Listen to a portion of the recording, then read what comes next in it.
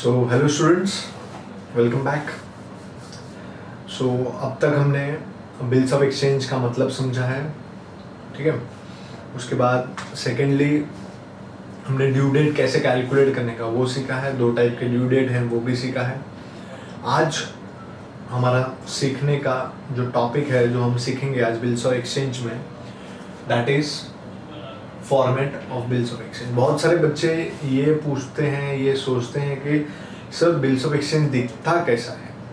तो आज आपको बिल्स ऑफ एक्सचेंज बनाना सिखाएंगे, और वो बिल्स ऑफ एक्सचेंज बनाना सीखने से पहले we need to understand certain terms और टर्मिनोलॉजी, जिसके बेसिस पे आप बिल्स ऑफ एक्सचेंज आसानी से बना पाओगे। और एग्जाम में ये बच्चे लोग 5 मार्क का पूछा जाता है, 5 मार्क्स, और it is very very easy. 5 mark का पूछा जाता है और बहुत ईजी होता है, ठीक है। So very important, focus here. चीज़ें समझेंगे तो आपको इजी लगेगा, और लिखना भी है ताकि आपको बाद में बार बार रेफर करने के टाइम कोई प्रॉब्लम ना आए, ठीक है बच्चों। So let's start this bills of exchange का फॉर्मेट टुडे, ठीक है। कुछ भी प्रॉब्लम होगा यू शुड आस्क, ठीक है। चलिए लेट्स स्टार्ट। तो पहला टर्म है सर ड्रॉवर। ड्रॉवर अभी कल हम लोग ने सीख लिया था ड्रॉवर कौन होता है। So drawer is a person who makes the bills of exchange. यानी ये जो बिल्स ऑफ एक्सचेंज अब बनाना सीखने वाले, ये बनाता कौन है? ड्रॉवर बनाता है। और इसको हम दूसरा सेलर भी बोलते हैं, he is also known as seller. इसको सेलर भी बोलते हैं, जो बेचता है गुड्स उधारी में, वो seller. Then drawee is a person who accepts the bills of exchange, मतलब साइन करता है। So that is drawee. Drawee is a person who accepts the bills of exchange. I will say he is buyer. Accept करने का मतलब sign करता है कि मैं इतने दिन बाद आपको इतना पैसा दूंगा। Then third is payee. Payee is the person to whom amount is received after maturity. यानी ये बिल का ड्यू डेट आने के टाइम पे जिस बंदे को अमाउंट मिलेगा उसको हम लोग बोलेंगे पेई। तो कोई बोलेगा सर किसको अमाउंट मिलेगा? इसी को मिलेगा ना, सेलर को, ड्रॉवर को। यस, इन नॉर्मल केसेस पेई is always drawer, normal case. But कभी कभी कैसा होता है, ये बंदा किसी और को पे करने वाला होता है, ठीक है। तो ये डायरेक्टली इसको ड्रॉवी को बोल देता है कि आप तीसरे इंसान को पे कर देना, तो उस केस में पेई अलग हो जाता है, ठीक है। तो पेई का मतलब अभी फिलहाल समझ के रखिए, जिसको पैसा मिलेगा इस बिल से। यानी बिल का जब मैच्योरिटी आएगा तो उस दिन जिस बंदे को पैसा मिलेगा उसको हम लोग बोलते हैं पेई। और ज्यादातर केसेस में पेई कौन होता है? ड्रॉवर। यानी इसी को पैसा मिलता है बिल मैच्योर होने के बाद, बिल का ड्यू डेट आने के बाद। बट थोड़े से केसेस अलग होते हैं जहां पे पेई कोई तीसरा पर्सन होता है जिसको ड्रॉवर पे करने का बाकी रहता है। तो डायरेक्टली ड्रॉवर ड्रॉवी को बोलता है कि तू उसको पे कर दे, ठीक है। हम एग्जाम्पल के साथ समझेंगे उसको, ठीक है। उसके बाद तो अभी फिलहाल पेई का मतलब क्या ध्यान में रखोगे आप? It is a person to whom amount is received after maturity. Bill का अमाउंट जिसको मिलेगा उसको बोलते हैं पेई। बिल मैच्योर होने के बाद ड्रॉवी जिसको पैसा देगा वो सामने वाला पर्सन पेई हो जाएगा, ठीक है। उसके बाद sir acceptance. What is meaning of acceptance? Acceptance का मतलब क्या होता है सर? एक्सेप्टेंस मतलब जब ड्रॉवी साइन करता है बिल के ऊपर तो उसको बोलते हैं एक्सेप्टेंस। कोई भी चीज हम एक्सेप्ट कब करते हैं? अगर फॉर एग्जांपल आप कहीं से गुड्स खरीदते हो या कुछ लेके आते हो तो सामने वाला बिल आता है और बिल पे आपकी साइन लेता है, तो इसका मतलब क्या? कि आपने एक्सेप्ट कर लिया उस बिल को। तो सेम वे जब हम बिल बनाएंगे, ड्रॉवर बिल बनाएगा और ड्रॉवी के पास लेके जाएगा, ड्रॉवी अगर साइन कर देगा तो हम लोग उसको क्या बोलेंगे? एक्सेप्टेंस हो गया। पर there are 2 types of acceptance. One is general acceptance. What is general acceptance? और अदर इज क्वालिफाइड एक्सेप्टेंस। तो जनरल एक्सेप्टेंस का मतलब क्या होता है सर? ये एक्सेप्टेंस ऐसा है कि जो ड्रॉवर ने कंडीशन रख दिए उस सारे कंडीशंस को ड्रॉवी एक्सेप्ट करता है और साइन कर देता है। मतलब चुपचाप साइन करना, उसको बोलते हैं जनरल एक्सेप्टेंस। अपना कोई भी कंडीशन वो नहीं रखेगा, जो ड्रॉवर ने बोला है, जैसे उसने लिखा है उस चीजों को ही वो साइन करेगा, कुछ चेंजेस नहीं करेगा। उसने जो बोला है, बिल में जो लिखा है उस पर सीधा साइन कर देगा, that is general acceptance. But बहुत सारे केसेस में क्वालिफाइड एक्सेप्टेंस भी होता है। क्वालिफाइड एक्सेप्टेंस का मतलब क्या?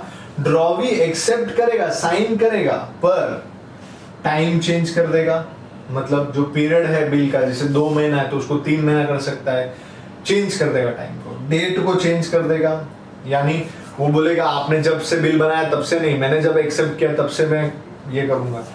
फिर प्लेस चेंज कर देगा, किधर पे करना है, या अमाउंट चेंज कर देगा। अमाउंट चेंज करेगा मतलब अगर ड्रॉवर ने बोला है कि 50,000 का बिल बनेगा, बोले नहीं मैं 40,000 का एक्सेप्ट कर सकता हूँ, तो अमाउंट चेंज कर देगा। ऐसी एक्सेप्टेंस को हम लोग बोलते हैं क्वालिफाइड एक्सेप्टेंस। और जितनी भी क्वालिफाइड एक्सेप्टेंस होगी उसका सारा कंडीशन ड्रॉवी के साइन के नीचे लिखने का, ठीक है। वो मैं जब आपको बताऊंगा फॉर्मेट तो आपको समझ में आएगा। तो qualified acceptance can be qualified as to time. Qualified का मतलब क्या होता है, ड्रॉवी अपने हिसाब से कुछ कंडीशंस चेंज करेगा और फिर एक्सेप्ट करेगा, so that is known as qualified. और जनरल एक्सेप्टेंस मतलब ड्रॉवर ने जो बोल दिया था सीधा उसी चीज को वो एक्सेप्ट कर लेगा, साइन कर देगा, ठीक है। So this is acceptance, general and qualified. Qualified acceptance can be to time, date, place and amount. ठीक है, यानी ड्रॉवी एक्सेप्ट करने के टाइम ये सब चीजें चेंज करके एक्सेप्ट कर सकता है। ऐसी एक्सेप्टेंस को हम लोग बोलते हैं qualified acceptance. Then is holder. Who is holder? Holder का मतलब क्या होता है sir? For example mister A draws, holder समझा रहा हूं मैं आपको। मिस्टर ए ड्रॉज का मतलब क्या होता है? बिल बनाना। Draws a bill of exchange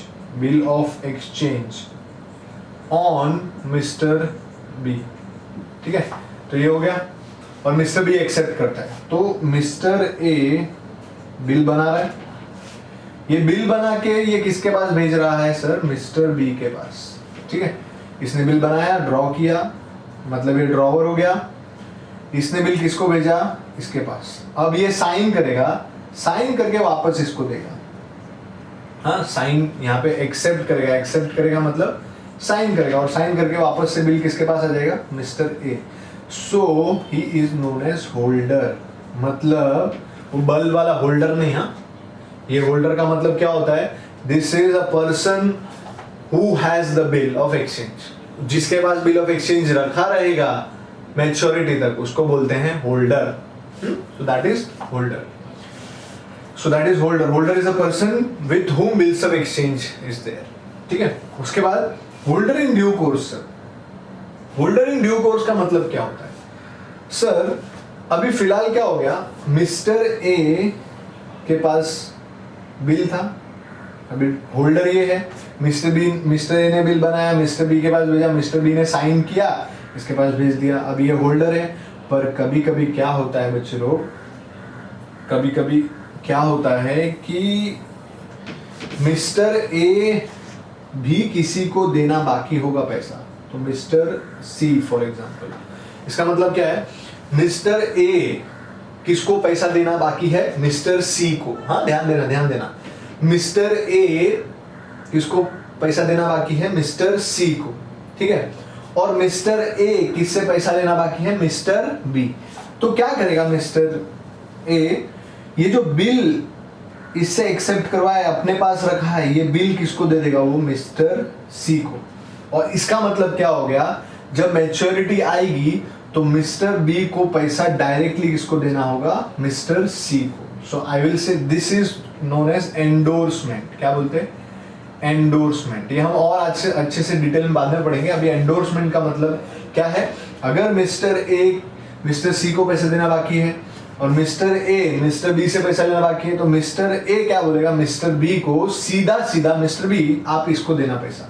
और ये बिल इसके पास जो था होल्डर के पास, वो किसको दे देगा? मिस्टर सी को। Now mister C becomes holder in due course. क्या बन गया ये? Holder in due course. Holder in due course का मतलब क्या? बीच में बिल किसके पास है? ठीक है, बनने के टाइम बन गया, बनने के टाइम मिस्टर ए के पास था, बट जो टर्म बीच में समय चल रहा है उस टाइम पे किसके पास पहुंच गया? मिस्टर सी, क्योंकि mister A has to pay to mister C and mister B has to pay to mister A. और मिस्टर ए क्या बोलता है? एक काम कर, तू मेरे को मत दे, मैं ये बिल किसको दे देता हूँ? मिस्टर ए बोलता है मैं ये बिल डायरेक्ट इसको देता हूँ, तू इसको पैसा दे देना। तो this mister C becomes holder in due course. अरे कुछ समझ रहा है क्या, देखना बहुत ज्यादा इंपॉर्टेंट है, that is holder in due course. और यही होता है पेई। अगर कोई होल्डर इन ड्यू कोर्स है तो वही पेई बन जाएगा। यानी अगर ये बिल मिस्टर ए के पास ही रहता और पैसा मिस्टर ए को ही मिलता तो वो पेई होता मिस्टर ए, पर अभी पैसा किसको मिलने वाला है, मिस्टर सी को। Now here in this case mister C becomes payee. समझता है क्या? सो ध्यान देना, वेरी वेरी इंपॉर्टेंट, हम बाद में और अच्छे से करेंगे। तो एक बार वापस से इसको मैं एक्सप्लेन करता हूं क्या है, ध्यान देना। मिस्टर ए ने बिल बनाया, ठीक है, ड्रॉ किया, मिस्टर बी के पास भेजा, ठीक है, मिस्टर बी ने एक्सेप्ट किया, साइन किया और किसको दे दिया, मिस्टर ए को वापस से बिल दे दिया। बिल किसके पास है, मिस्टर ए के पास, तो मिस्टर ए हो गया होल्डर, बिल इसके पास है इसलिए। अब उसके बाद क्या होगा, क्या होता है कभी कभी बिजनेस है तो बिजनेस में मिस्टर ए भी किसी को देना बाकी हो। Suppose mister A has to pay to mister C, मतलब मिस्टर ए किसको पैसा देना बाकी है, मिस्टर सी को। अब मिस्टर ए को पैसा मिस्टर बी से लेना बाकी है और मिस्टर सी को देना बाकी है। तो मिस्टर ए बोले मेरे को झंझट मारनी चाहिए, काम कर, ए मिस्टर बी तू सीधा किसको दे देना, मिस्टर सी को दे देना, खत्म बात। मिस्टर सी को दे देगा तो खत्म हो गया। तो मिस्टर ए क्या करेगा, बिल किसको दे देगा, मिस्टर सी को। Now mister C becomes holder in due course and he is also payee, क्योंकि बिल का अमाउंट इसको मिलने वाला है लास्ट में। अगर मिस्टर सी नहीं होता तो पेई मिस्टर ए ही होता। तो I hope you have clear this concept, holder in due course का मतलब क्या होता है, ठीक है। So let's move ahead, this is what we have completed the terms. Now next is types of bills of exchange sir. Next is types of bills of exchange. तो पहला है सर इनलैंड बिल। कौन सा बिल, inland bill. Inland bill का मतलब ये bill is always payable in India, India में पेएबल होगा, ऐसे बिल को हम लोग बोलते हैं इनलैंड बिल, हमारे ही लैंड में पेएबल होगा। Foreign bill, sir this bill is payable outside the country, हमारे कंट्री के बाहर पेएबल होगा, that is known as foreign bill. Next is sir trade bill. Trade bill का मतलब क्या होता है सर, ये ऐसा बिल है which is arising due to trade transaction like purchase और sale of goods on credit, और हम लोग जो करने वाले हैं वो ट्रेड बिल ही करने वाले हैं। तो बिल्स ऑफ एक्सचेंज हम कौन सा पढ़ रहे हैं sir, this is basically trade bill, goods खरीदने बेचने वाला। So that is trade bill we are going to study. Trade bill have two bills, bill receive, bill payable. इसको डिटेल में हम पढ़ने वाले हैं बाद में, क्योंकि इन्हीं दो चीजों पे पूरा चैप्टर गेम है, ठीक है। Next is accommodation bill. Accommodation bill का मतलब क्या होता है सर, एकोमोडेशन बिल मतलब this is the bill in which one party draws a bill on other party for mutual benefits। एक दूसरे का फायदा होगा। इसका मतलब मिस्टर ए बनाएगा मिस्टर बी पे और मिस्टर बी बनाएगा मिस्टर ए पे, तो दोनों जाएंगे बैंक के पास, बैंक से पैसा लेंगे, वो हम सब बाद में पढ़ने वाले हैं। फिलहाल एकोमोडेशन का मतलब इतना ही समझो कि it is made for mutual benefit. दो लोग एक दूसरे के ऊपर बिल बनाएंगे और एक दूसरे के फायदे के लिए। कैसे फायदा होगा वो हम डिटेल में बाद में पढ़ेंगे। Next is sir demand bill. Demand bill का मतलब क्या होता है sir, this is payable on demand. जब ड्रॉवर पैसा मांगेगा तब पैसा देना पड़ेगा, इसमें कोई क्रेडिट पीरियड नहीं होता है। मतलब इसमें लिखना पड़ेगा पेएबल ऑन डिमांड, यानी इसमें कोई क्रेडिट पीरियड नहीं होता है कि 3 महीने बाद 4 महीने बाद, no sir, it is payable on demand. और इसमें ग्रेस डेज भी नहीं होता है।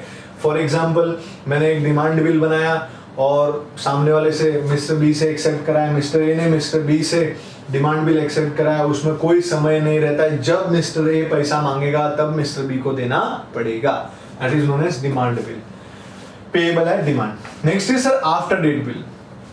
आफ्टर डेट बिल का मतलब क्या होता है sir, this is the bill which is payable after date. After date मतलब जैसे 3 महीना है, हम लोग ने बिल का ड्यू डेट कैलकुलेट करना सीखा, तो 3 महीना सीखा, अब 3 महीने बाद पे करेंगे हम।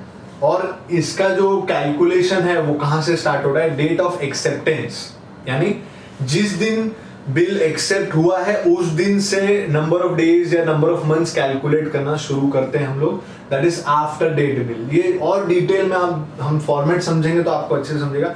आफ्टर डेट बिल का मतलब इतना ही है कि जिस दिन से बिल बना है उस दिन से लेके हम लोग पीरियड कैलकुलेट करेंगे। मतलब जो भी मंथ्स या डेज कैलकुलेट होता है, जिस दिन बिल बना है उस दिन से कैलकुलेट करने का, that is after date bill. हाँ, आफ्टर डेट बिल मतलब जिस दिन से हमने बिल बनाया है, डेट ऑफ बिल बनाने का डेट, उस दिन से हम बिल को नंबर ऑफ डेज या नंबर ऑफ मंथ्स कैलकुलेट करेंगे to arrive at due date calculate करने के लिए, that is after date bill. Next is after sight bill, ये बहुत इंपॉर्टेंट है दोनों। आफ्टर साइट बिल का मतलब क्या होता है सर? ये बिल ऐसा है जिस दिन ड्रॉवी साइन करेगा उस दिन से नंबर ऑफ डेज कैलकुलेट होता है to calculate the due date, number of days या नंबर ऑफ मंथ्स, ठीक है। सो आफ्टर साइट बिल और आफ्टर डेट बिल में क्या है? आफ्टर डेट मतलब जिस दिन बिल बना है उस दिन से कैलकुलेशन चालू होगा, और आफ्टर साइट बिल में क्या होगा? जिस दिन ड्रॉवी एक्सेप्ट करेगा, सामने वाला बंदा एक्सेप्ट करेगा, उस दिन से कैलकुलेशन स्टार्ट होगा। So that is after sight and after date bill and demand bill. ये तीनों इंपॉर्टेंट है, ध्यान रखना, क्योंकि हमको ये वर्ड्स यूज करने पड़ेंगे वहां पे। So I hope you are clear with these things. It is very important to be clear so that आपको बाद में कोई प्रॉब्लम ना आए, ठीक है। और ये नोट डाउन कर लेना ताकि आपको अच्छा लगे, समझ में आए, ठीक है। Now straight away will start with the format बच्चा लोग। Now we will start with the format. So format कैसे करेंगे? देखो, मैंने क्वेश्चंस पहले से लिख के रखे हैं और मेरे ख्याल से सब चीजें आपको क्लियर हैं। सो मैं मिटा रहा हूँ, आप पॉज करके लिख लेंगे, ठीक है। So let's start with the format of bills of exchange. Very interesting thing. ध्यान देना, बहुत ही इजी है और 5 मार्क के लिए पूछा जाता है। तो आई होप आप सब 5 मार्क्स आराम से गेन कर सकते हैं। 5 और 2 7 आपको आराम से आ जाएगा। कैसे? दो ऑब्जेक्टिव का 5 मार्क ये फॉर्मेट सिखा रहा हूँ उसका, और 10 मार्क का ये चैप्टर किसके लिए? जर्नल एंट्री सम्स के लिए, ठीक है। So let's start the format. This is the format. मैं कैसे सिखा रहा हूँ देखना, एकदम सिंपल चीज है, कुछ भी इसमें डिफिकल्ट लेवल है ही नहीं, डिफिकल्टी है ही नहीं सर, एकदम आसान चीज है। कैसे बनाया है? चेक जैसे दिखता है वैसे बनाया है, इसमें कोई दिक्कत नहीं है, ठीक है। ये फॉर्मेट बन गया। हाँ, अब ऊपर क्या लिखेंगे हम लोग सर? ऊपर लिख देंगे it is bills of exchange. क्या है ये? Bills of exchange. So start कैसे करेंगे सर? यहाँ पे आपको ये साइड में ऐसा एक बनाना पड़ेगा, this is known as stamp. Stamp, ये स्टैम्प एक्ट के द्वारा, यानी गवर्नमेंट इधर स्टैम्प मारेगा। हमारे पास स्टैम्प कैसा होता है गवर्नमेंट का, वो नहीं है, इसके लिए हम लोग इस पर कुछ नहीं कर रहे, स्टैम्प लिख रहे हैं इसलिए। फिर यहाँ पे सर कितने रुपए का बिल है वो आ जाएगा, रुपीस, जो भी रुपीस होगा। क्वेश्चन में सब कुछ दिया रहेगा सर। यहाँ पे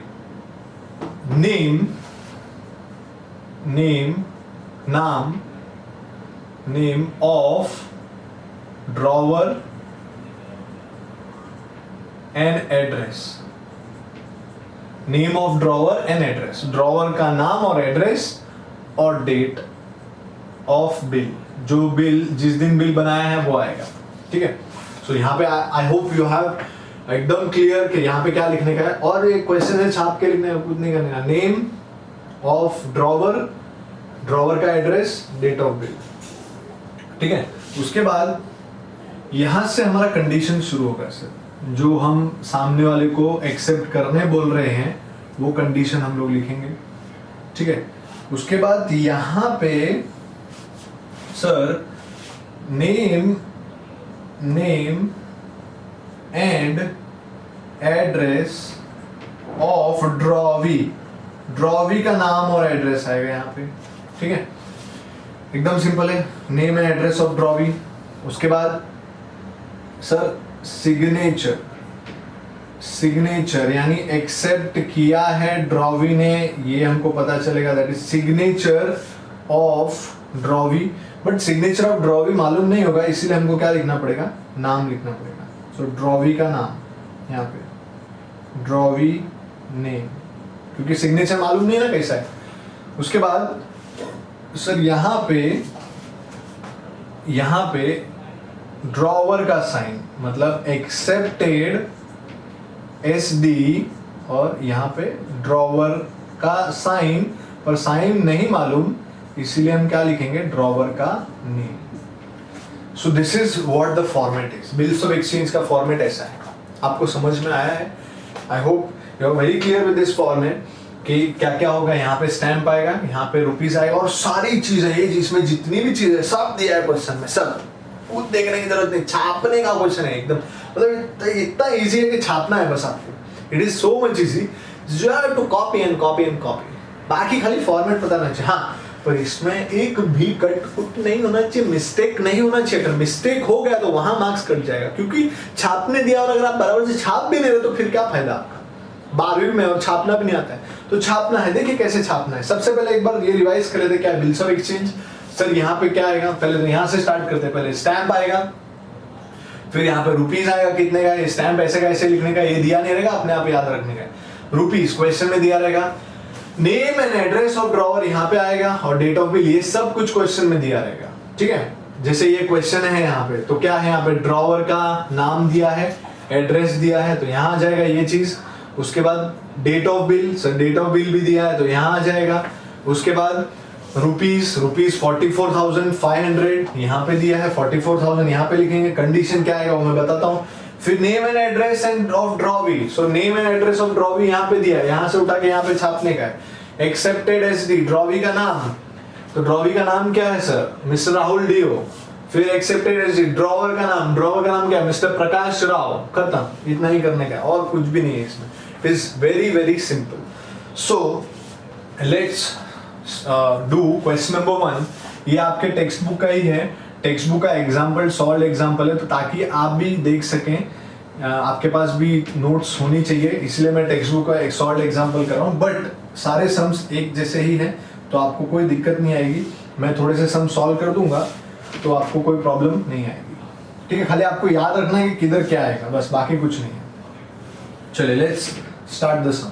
ओके, क्वेश्चन इज ड्रॉवर, ये क्वेश्चन क्या है, prepare bill of exchange, bill of exchange बनाना है। ठीक है, क्वेश्चन 1, पहला ड्रॉवर का नाम दिया है, तो मैंने क्या बोला था आपको, ड्रॉवर का नाम कहाँ पे आएगा, यहाँ पे ड्रॉवर का नाम और एड्रेस यहाँ पे आएगा। ठीक है, तो ड्रॉवर का नाम और एड्रेस, क्या नाम है सर, मिस्टर, बोलो, प्रकाश राव। क्या नाम है, मिस्टर प्रकाश राव। ये हो गया, नाम लिख दिया। एड्रेस क्या है, 648, ये देखो 648 किधर का है, कोराल प्लाजा। किधर है ये नहीं पूछना, कोराल प्लाजा, एसबी रोड और पुणे। फिर क्या आएगा सर यहाँ पे, date of acceptance, sorry date of bill. Date of bill क्या है सर, 3 जून 2019, 3 जून 2019। तो ये आपका यहाँ पे इतना हो गया। अब कंडीशन, हाँ ध्यान दीजिए, अब कंडीशन क्या है वो देखते हैं अपन। कंडीशन क्या है, कंडीशन लिखना पड़ेगा, बहुत ज़्यादा ज़रूरी है कंडीशन समझना और लिखना। ठीक है, और यही कंडीशन बार बार आपको रिपीट करनी पड़ेगी। चलिए, सबसे इंपॉर्टेंट कंडीशन क्या है सर, कितने महीने का बिल है, वहां से स्टार्ट होता है। कितने महीने का बिल है, 3 मंथ्स। तो 3 मंथ्स, तो ऐसे करना पड़ेगा आपको, पहले महीने कितने हैं वो देखने पड़ेंगे। तो महीने कितने हैं सर, 3 मंथ्स। तो यहाँ पे आपको लिखना पड़ेगा अमाउंट कितना है बेटा, यहाँ पे अमाउंट चाहिए ना पहले, तो अमाउंट कितना है सर, 44,500। तो यहाँ पे आप कितना लिख दोगे, 44,500। चलिए स्टार्ट करते हैं। क्या है, टर्म कितना है, 3 मंथ्स, तो ये टर्म से स्टार्ट होता है। तो क्या लिखूंगा, 3 मंथ्स आफ्टर द डेट। कैसे पता चला आफ्टर द डेट, क्वेश्चन में कुछ नहीं दिया होगा तो बिल आफ्टर डेट ही होगा। और आफ्टर डेट बिल का मतलब मैंने बताया है, जिस दिन बिल बना है उस दिन से कैलकुलेशन शुरू होगा। So this is after date bill, तो 3 मंथ्स आफ्टर द डेट। ठीक है, पे टू मी, क्या बोल रहा है वो, कौन बोल रहा है, ये जिसने बिल बनाया, किसने बिल बनाया, ड्रॉवर ने। तो 3 months after the date pay to me और माय ऑर्डर। ये आपको याद करना पड़ेगा। ये 3 मंथ्स कहां से आया, क्वेश्चन था। आफ्टर डेट कैसे बदला, कोई बिल नहीं होगा तो आफ्टर डेट होगा। अगर आफ्टर साइड बोला तो यहाँ पे आफ्टर साइड लिखना पड़ेगा। अगर डिमांड बोला तो यहाँ पे डिमांड लिखना पड़ेगा, मतलब फिर उसमें मंथ्स नहीं आएगा, डिमांड में मंथ्स नहीं आएगा, बट आफ्टर साइड में मंथ्स आएगा। ठीक है, सो आफ्टर डेट क्यों लिखा, कुछ नहीं दिया तो always after date. Pay to me और my order a sum of rupees. Sum of rupees कितना है सर? रुपीज भी ऐसा वाला रुपीज मत लिखना है तो रॉन्ग मिलेगा आपको. ये रुपीज पूरा स्पेलिंग होना चाहिए. सो रुपीज का स्पेलिंग आना चाहिए. रुपीज 44,500 ओनली, ऐसे लिखना पड़ेगा, only for the value receive. मतलब इसका मतलब क्या है, मिस्टर प्रकाश राव क्या बोल रहा है कि 3 महीने बाद तुम मुझे पे करो या फिर मैं ऑर्डर दूंगा उधर पे कर देना. Sum of rupees 44,500 only for the value receive. आपको जो गुड्स मिला है उसके बदले में साइन कर रहे हो आप. So that is this way you have to write. पर अगर इसमें कोई पेई होता, ये क्या बोल रहा है, पे टू मी, मुझे ही पे करो, तो इधर पेई कौन है? मिस्टर प्रकाश राव खुद है. बट अगर इसमें कोई पेई होता तो पेई का नाम आता. ठीक है, very important. Sum of rupees 44,500 only for the value. एक बार वापस बोलते हैं अपन, एकदम सिंपल है. क्या है sir? 3 months after the date. क्या है? 3 months after the date pay to me और my order a sum of rupees 44,500 only for the value receive. चलो यहाँ पे क्या आएगा सर? यहाँ पे name and address of drawee. Name क्या है ड्रॉवी का? बोलो फटाफट. Mister Rahul Deo. Mister Rahul Deo. Address क्या है सर? 236. देखो इधर 236 राजापुर. 236 राजापुर रोड, फिर जलगांव. क्या है? Jalgaon. So this is address. यहाँ पे एक्सेप्टेड एसडी किसका नाम मैंने बोला था? Sign of drawee. पर ड्रॉवी का साइन नहीं मालूम तो नाम लिखना पड़ेगा. तो यहाँ पे क्या लिखेंगे? उसका नाम मिस्टर राहुल डीओ. और यहाँ पे डेट ऑफ एक्सेप्टेंस, कौन से दिन एक्सेप्ट किया बिल सर? 7 जून. 7th जून 2019. यहाँ पे हमेशा डेट ऑफ एक्सेप्टेंस आ जाएगा. ठीक है. यहाँ पे साइन किसका सर? ड्रॉवर का साइन. साइन नहीं मालूम तो नाम लिखने का. क्या नाम है? Mister Prakash Rao. So this is how you will do the format of bills of exchange. ठीक है. So this is how you have to complete the bills of exchange का फॉर्मेट. एकदम सिंपल है, खाली ये थोड़ा सा याद रखने का, और ये मैं अभी सम्स करूंगा तो और अच्छे से आपको आते रहेगा. ठीक है बच्चों. सो नेक्स्ट सम के लिए वॉच द नेक्स्ट वीडियो, तो उसमें और थोड़े से डिटेल में हम लोग सम करेंगे. ठीक है बच्चों. Thank you.